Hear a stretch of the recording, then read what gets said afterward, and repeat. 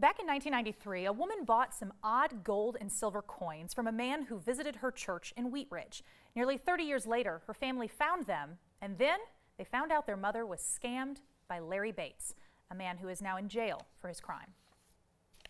There are silver dollars that are from the U.S. There are Canadian platinum $50 coins. My name is Leah Thompson, and I discovered recently that my mother had made an investment with a Ponzi scheme. My mom was very involved in her church, very trusting. This man was a former legislator in Tennessee, and so he seemed very credible and was very convincing. The coin company that operated out of Fort Collins is called the First American Monetary Consultants. In tandem with selling them gold and silver coins with an end times religious philosophy, he recommended that they invest in silver and gold coins and also in an IRA that he was associated with. This was in '93 when she made this purchase. She spent $13,000 almost toward the physical coins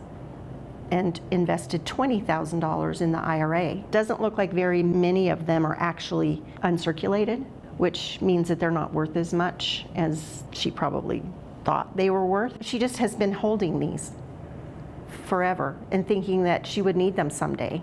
What I would like to see is people go through their assets and their parents' assets and see if they were associated with any of this and make sure that they at least know what happened. Thompson believes Larry Bates may have several more victims in Colorado. Bates is now spending the next 20 years in prison. Members of his family have been convicted in the scheme as well.